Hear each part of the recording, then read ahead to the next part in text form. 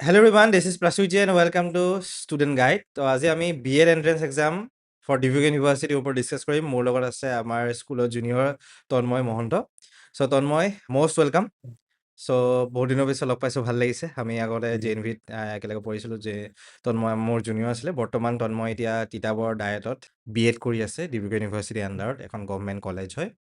And গভৰ্নমেণ্টৰ seat পাবলৈ কিমান marks লাগিব, কেনেকৈ পঢ়িব লাগিব, কি কৰিলে চিট পাম, আৰু যেহেতু পৰীক্ষাৰ মাজত আছে 2 মাহ, জুলাই 4 তাৰিখে এন্ট্ৰেন্স এক্সাম হ'ব গৈ আছে। বৰ্তমান ফৰ্ম ফিল আপ চলি আছে। যোনে যোনে কৰা নাই 25 তাৰিখৰ ভিতৰত ফৰ্ম ফিল আপ কৰিলে হ'ল। আৰু তন্ময় মোস্ট ওয়েলকাম আকৌ এবাৰ। তুমি কেনেকৈ প্ৰিপেয়াৰ কৰিছিলা এতিয়া একদম অভাৰঅল? তুমি যিহেতু মেথছত মাষ্টাৰ ডিগ্ৰী কৰিলা JB কলেজ JB ইউনিভাৰ্চিটিৰ পৰা, তো এতিয়া তোমাৰ বেকগ্ৰাউণ্ডটো মেথছৰ পৰা লৈ B.Edত আহিলা তুমি। চ' এতিয়া কেনেকৈ প্ৰিপেয়াৰ কৰিছিলা, একদম নিজৰ পইণ্ট অফ ভিউটো দিলে ভাল হ'ব, কাৰণ সকলোৱে নিজৰ প্ৰিপেৰেশ্যন ষ্ট্ৰেটেজি বা চিষ্টেম বেলেগ বেলেগ। ফাৰ্ষ্টত আমাৰ যোনটো ডিব্ৰুগড় B.Ed হয়, তাত আপোনাৰ 70 মাৰ্কছৰ থিয়ৰী, মানে আপোনাৰ কমন এণ্ট্ৰেন্স টেষ্টটো হয় তাত, আৰু বাকী 30টো আপোনাৰ কেৰিয়াৰৰ পৰা চাই, মানে 10ৰ 12ৰ বা ডিগ্ৰী বা মাষ্টাৰ ডিগ্ৰীৰ মাৰ্কছটো লোৱা হয়। 10কে আপোনাৰ 10 ধৰক মেট্ৰিকৰ পৰা, 10 হায়াৰ ছেকেণ্ডেৰী, আৰু আপোনাৰ 10 হয় ডিগ্ৰীৰ পৰা ল'ব পাৰে, যদি MSc আছে MSc পৰা লয়। এতিয়া বাকী 70 মাৰ্কছৰ ভিতৰত আপোনাৰ 10 মাৰ্কছটো আপোনাৰ ধৰক মেথছৰ আহিলে, 10 মাৰ্কছ ৰিজনিং, বাকী আপোনাৰ 15 মাৰ্কছ ইংলিছৰ আহে, আৰু GK 25 আছিলে, প্লাছ টিচিং এপ্টিটিউড বুলি এটা পোৰ্চন আহে, সেইটো 10 মাৰ্কছৰ হয়। ফাৰ্ষ্ট অফ অল আপোনাৰ যোনটো মেথছৰ পাৰ্ট হয়, সেইটো বেচিকেলি কনচেপ্টছবিলাক ক্লাছ 10লৈকে থাকে। তাত পাৰ্চেণ্টেজৰ কুৱেশ্যনবিলাক আহে, চিম্পল ইণ্টাৰেষ্ট হওক বা প্ৰফিট এণ্ড লছৰ আহিব পাৰে। আৰু তেনেকৈ ৰিজনিংবিলাকো ইমান টান নাহে। ৰিজনিংবিলাকত নাম্বাৰ ছিকুৱেঞ্চবিলাক আহে, বা কিছুমান ধৰক ৰিলেশ্যনশ্বিপবিলাক আহে, বা x is a father of এনেকুৱা কুৱেশ্যনবিলাক আহে। তাৰপিছত আৰু যদি টিচিং এপ্টিটিউডটো চাওঁ, সেইকেইটাও ইমান টান নাহে।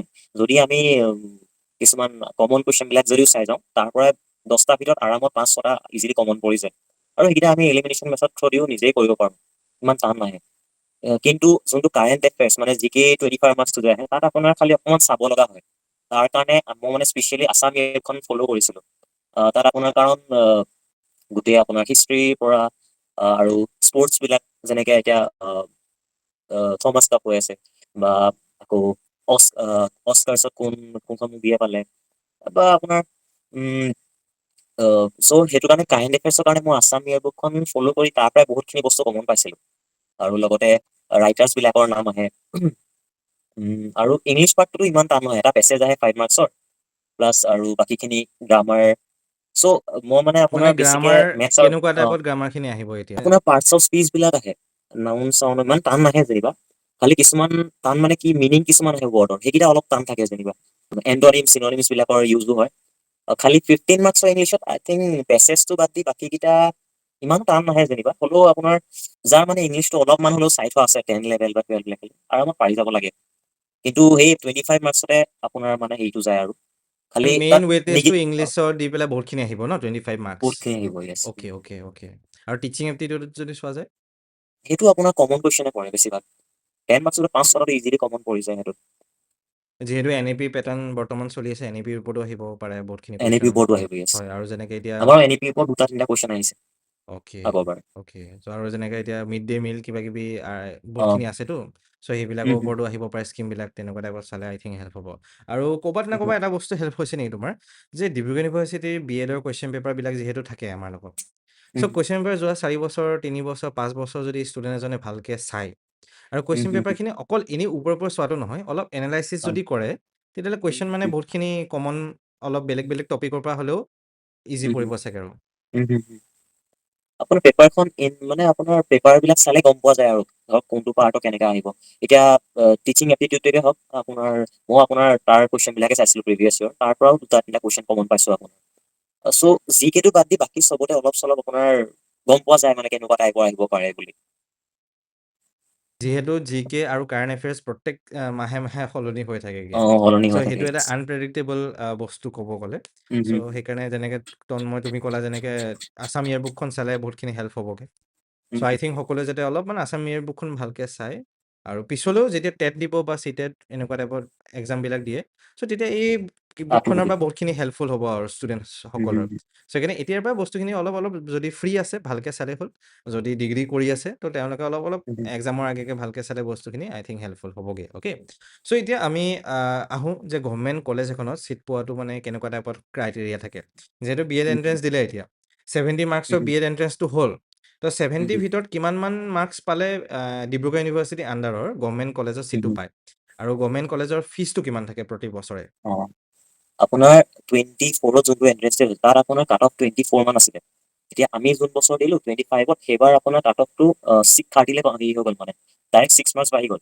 মানে আগৰ বছৰ কম্পিটিশ্যন অকণ বেছি হৈছিলে। চ' আই থিংক এইবাৰ চাগে আৰু অলপ বাঢ়িব পাৰে, কাট অফটো 33 34 মান থাকিব। মানে আউট অফ কিন্তু 70 আউট অফ 70 ইয়েছ, মানে এৰাউণ্ড আৰু তাত নিগেটিভো থাকে আপোনাৰ। 35 মান পালে চাগে গভৰ্ণমেণ্টত ছিট পাব। নহয় আপোনাৰ 35 মান পালে প্ৰাইভেটত পোৱাটো চিয়ৰ হ'ব, হয় হয় হয়। কিন্তু আপোনাৰ 40টো ছেফ স্ক'ৰ বুলি ধৰিব পাৰি, 40 অ'কে, 42টো মানে জেনেৰেলৰ এৰাউণ্ড এক্সাম। মই ধৰি লৈছোঁ 45 মান যদি ষ্টুডেণ্ট এজনে আউট অফ 45 70 স্ক'ৰ কৰিব পাৰিছে তেতিয়াহ'লে গভৰ্ণমেণ্টত ছিট পোৱাটো ইজিলি গভৰ্ণমেণ্ট পাই পাব যাব লাগে। আৰু।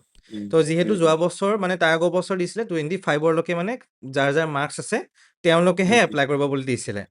আৰু যোৱা বছৰ তেনেকুৱা টাইপতে দিছিল 25 মানলৈকে আই থিংক 30 হৈ গ'ল আপোনাৰ 30 যোৱা দিছিলে বছৰ, যোৱা বছৰ। অ'কে, 30 হৈ গ'ল। যোৱা বছৰ 30 দিছিলে যে যোনে যোনে 30 পায় 75ৰ ভিতৰত তেওঁলোকেহে B.Ed গভৰ্ণমেণ্টে হওক বা প্ৰাইভেটতে হওক এপ্লাই কৰিব পাৰিব এপ্লাই কৰিব পাৰিছিলে। কলেজত, আৰু য'তেই পায় সেইটো পিছতকৈ কাট অফ লিষ্ট চাই পেলাই পাব। এইবাৰ 35 বা 33 হৈ যাব পাৰে যিহেতু কম্পিটিশ্যন বাঢ়িছে। Okay okay okay, most interesting এটা বস্তু আমি ইনচাইটটো পালোঁ যিহেতু। চ' সকলোৱে যোনে যোনে প্ৰিপেয়াৰ কৰিছে আউট অফ 70 মানে 35 মিনিমাম পালেহে এপ্লাই কৰিব পাৰিব। সেইকাৰণে অলপ ভালকৈ প্ৰিপেয়াৰ কৰাটো ইম্পৰ্টেণ্ট। আৰু যেনেকৈ তন্ময় কৈছা তুমি যে 45টো ইজ এ গুড স্ক'ৰ বা 50 ইজ এ গুড স্ক'ৰ বুলি ক'ব পৰা যায় আউট অফ 70 গভৰ্ণমেণ্ট কলেজ এখনত পাবলৈ হ'লে।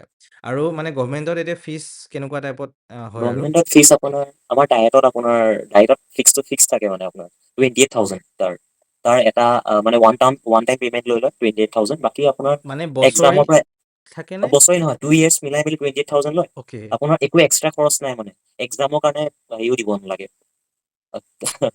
কিন্তু আপোনাৰ 20,000 মানে চব আৰু হৈ যায়।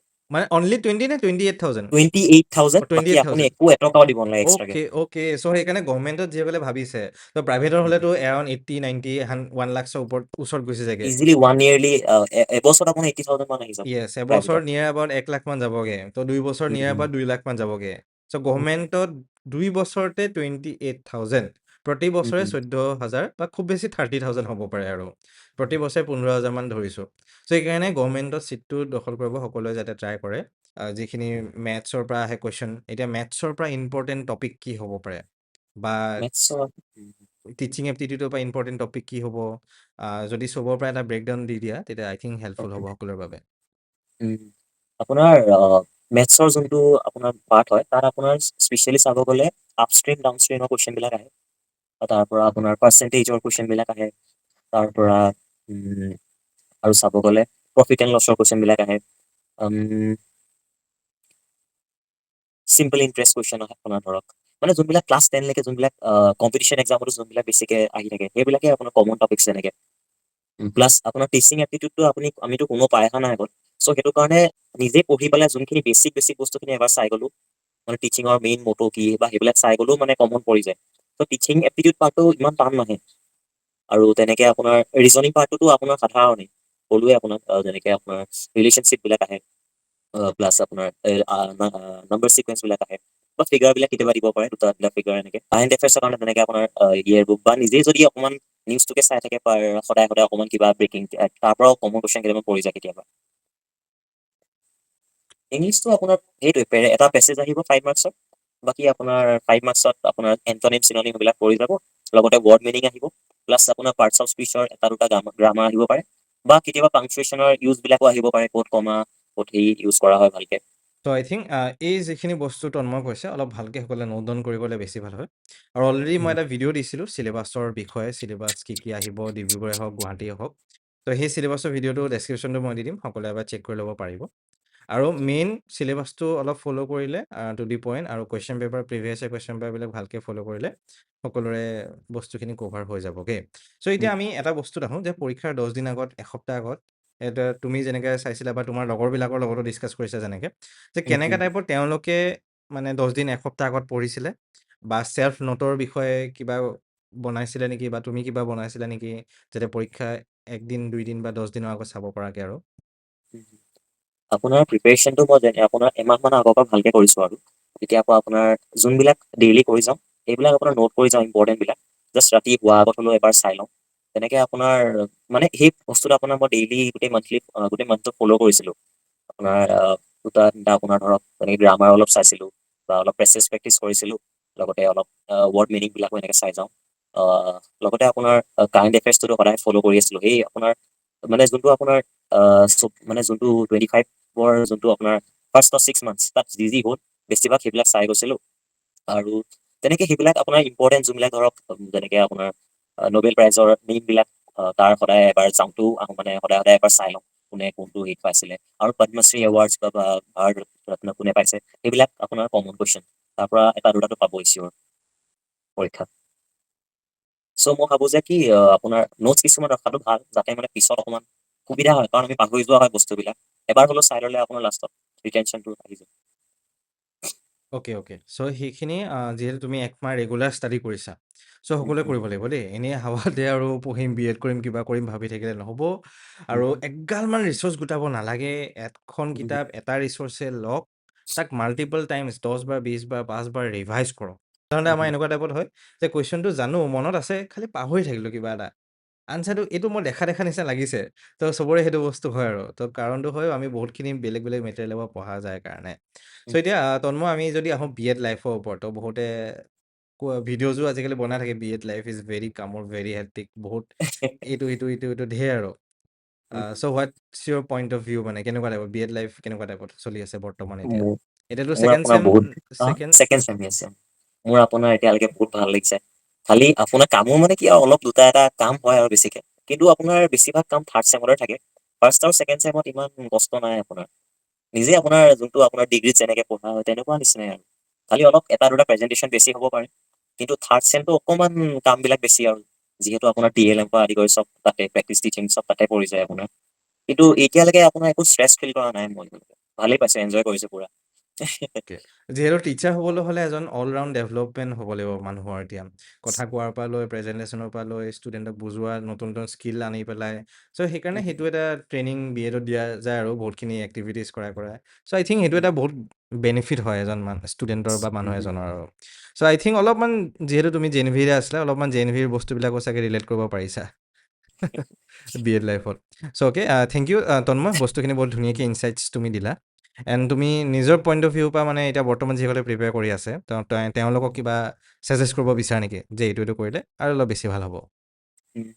যিহেতু এক্সামৰ ডেটটো আহিলেই চাগে 6 জুলাই নেকি আৰু বেছি দিন নাই 2 মাহ আছে 4 জুলাই এতিয়াও 4 যদি জুলাই 4 জুলাই yes আপোনাৰ 2 মাহ আছে যেতিয়া এতিয়াও যদি আৰামত অকণমানকৈ যদি ষ্টাৰ্ট কৰি দিয়ে পঢ়া আৰামত তেওঁলোকে গভৰ্ণমেণ্টত চিট পাই যাব মানে 40 ইজিলি স্ক'ৰ কৰিব পাৰিব যদি আপোনাৰ 2 মান্থ ৰেগুলাৰ পঢ়া ষ্টাৰ্ট কৰি দিয়ে তেওঁ চ' এতিয়াও টাইম যোৱা নাই মানে এতিয়াও হাতত টাইম আছে মানে বিন্দাছ হৈ পেলাই এতিয়া পঢ়িব পাৰে ধুনীয়াকে য়েছ, অ'কে, থেংক ইউ তন্ময়, ইমান ধুনীয়াকৈ ইনচাইটছটো দিয়াৰ বাবে সকলোৰে আই থিংক হেল্পফুল হৈছে। আৰু বৰ্তমান চাগে ছেমিষ্টাৰ এক্সামবিলাক চলি থাকিব সকলোৰে।